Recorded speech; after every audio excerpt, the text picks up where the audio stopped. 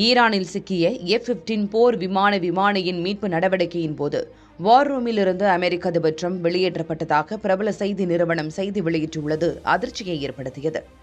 Iran America இடையேயான போரில் அமெரிக்காவின் F-15 போர் விமானம் ஈரானில் நுழைந்து தாக்குதல் நடத்திய போது அது ஈரானிய தாக்குதலால் வீழ்த்தப்பட்டது. இந்த விமான விபத்தில் அதில் பயணித்த 2 பேரும் பாராசூட் மூலம் தப்பித்த நிலையில் அதில் ஒருவர் அமெரிக்க படையால் உடனடியாக மீட்கப்பட்டார்.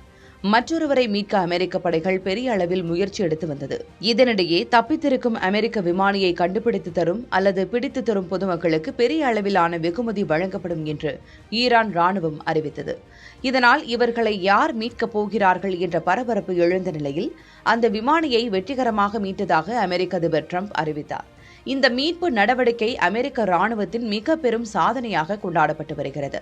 இந்நிலையில் இந்த மீட்பு நடவடிக்கையின் போது வார் ரூம் கூட்டங்களிலிருந்து அமெரிக்க அதிபர் டிரம்ப் வெளியேற்றப்பட்டதாக வால் ஸ்ட்ரீட் ஜர்னல் செய்தி வெளியிட்டுள்ளது.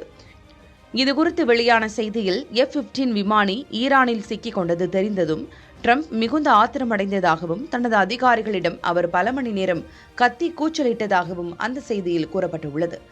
மேலும் டிரம்பின் பொறுமையின்மை மற்றும் உணர்ச்சி வசப்படும் குணம் மீட்பு நடவடிக்கையை பாதிக்கக்கூடும் என்பதால் அவர் வார் ரூம் ஆலோசனைக் கூட்டங்களிலிருந்து வெளியேற்றப்பட்டதாகவும் முக்கிய விவரங்கள் மட்டுமே அவ்வப்போது போன் மூலம் அவருக்கு தெரிவிக்கப்பட்டதாகவும் கூறப்பட்டுள்ளது. அதோடு அமெரிக்க அதிபர் டிரம்புக்கு பதில் துணை அதிகாரி JD வான்ஸ் மற்றும் வெள்ளை மாளிகை அதிகாரிகள் மட்டுமே நேரடி தகவல்களை பெற்றுக் கொண்டிருந்தனர் என்றும் வால் ஸ்ட்ரீட் ஜர்னல் செய்தி வெளியிட்டுள்ளது.